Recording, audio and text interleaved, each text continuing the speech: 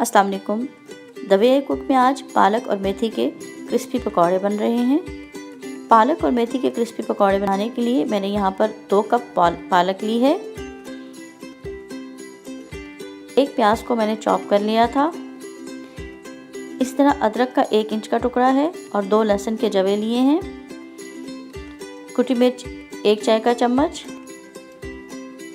साबुत धनिया 1 खाने का चम्मच, कसूरी मेथी 1 खाने का चम्मच, सुर्ख मिर्च पाउडर 1 चाय का चम्मच, गरम मसाला पाउडर 1 चाय का चम्मच,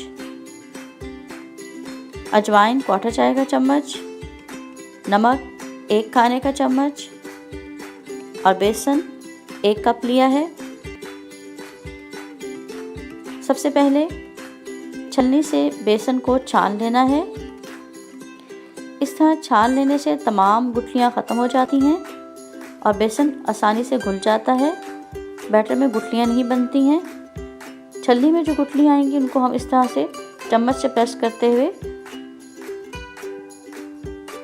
छान लेंगे। इस तरह से तमाम गुठलियों को मैंने ख़त्म कर लिया है। अब पालक में प्याज शामिल किए हैं। अदरक और लहसुन को मैंने इस तरह से कद्दूकस कर लिया है।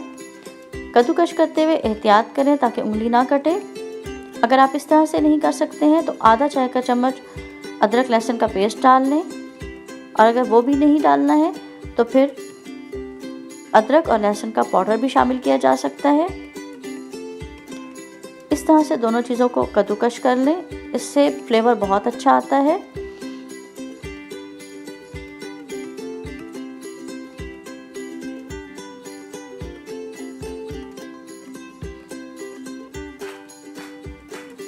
अब इसमें बाकी के तमाम मसाले डाल देंगे। सबसे पहले मैंने मेथी शामिल की है, कुटी मिर्चें,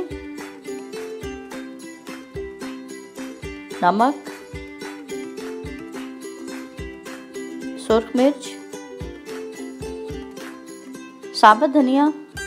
अब मैंने गरम मसाला डाला है और साबुत धनिया को हम हाथों से इस तरह से मसल के डालेंगे, इससे इसकी खुशबू आएगी। और फिर इसके बाद अजवाइन है, अजवाइन को भी इस तरह हाथों में मसल लें और अब शामिल कर दें। इन तमाम मसालों को हाथ से एक दफ़ा अच्छी तरह से मिक्स करें।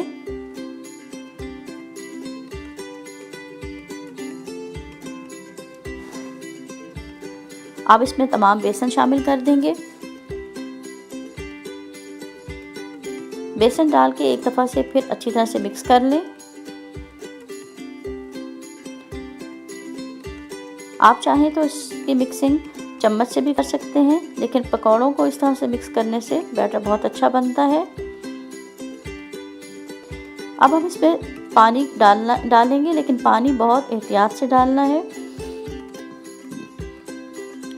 थोड़ा थोड़ा पानी शामिल करेंगे, क्योंकि अगर बेसन में ज़्यादा पानी चला जाए तो पतला हो जाएगा बैटर, इसलिए थोड़ा सा पानी शामिल करना है। और ये भी ख्याल रखना है कि पालक भी अपना पानी रिलीज़ करती है, इसलिए बैटर को ना ही ज़्यादा पतला रखना है और ना ही ज़्यादा थिक। इस तरह का हमारा बैटर बनकर तैयार है। ऑयल मैंने गरम कर लिया था। अब मैंने हीट दरमियानी कर दी है और उस पर हाथों से मैं ऐसे पकौड़े डाल रही हूँ। हीट को आपने कांस्टेंट रखना है, ना ही बहुत ज़्यादा बार-बार तेज़ करनी है और ना ही बहुत ज़्यादा आहिस्ता करनी है। दरमियानी आंच पर मुस्तकिल पकौड़े फ्राई करने हैं, इससे आपके पकौड़े क्रिस्पी बनेंगे। अभी इनको चम्मच से हिलाना नहीं है। जब एक साइड से पक जाएं तो फिर इनको पलटना है। देखिए एक साइड से तकरीबन पके हैं तो फिर मैंने इनको पलट दिया है इस तरह से। अब हम पलट के दूसरी साइड से पका लेंगे। हीट इतनी रखनी है कि पकौड़े अंदर तक पकें, ये नहीं कि बाहर से आपके कलर आ जाए और अंदर से पकौड़े कच्चे रहें, इसलिए मैं दरमियानी आंच पे पका रही हूँ। इस तरह से पलट पलट के पकाते रहें ताकि जलें भी नहीं और पकौड़े क्रिस्पी बने।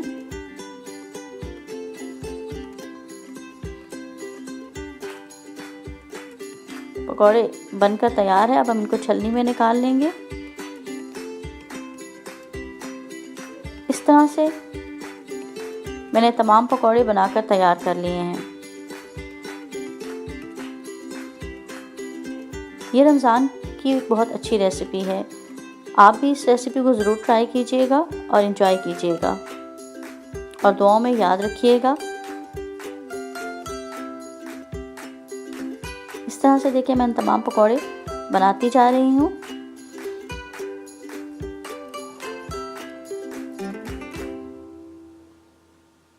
आप भी इस तरह से पकौड़े बनाइए और एंजॉय कीजिए, लेकिन चैनल को सब्सक्राइब करना, वीडियो को लाइक और शेयर करना ना भूलें और कमेंट बॉक्स में बताइए कि आपको हमारी रेसिपीज़ कैसे लगती हैं और इनमें हम किन चीज़ों को बना सकते हैं और किन चीज़ों की कमी है और हम इनको कैसे इम्प्रूव कर सकते हैं। उम्मीद है आप अपनी राय का इज़हार ज़रूर करेंगे। अल्लाह हाफ़िज़।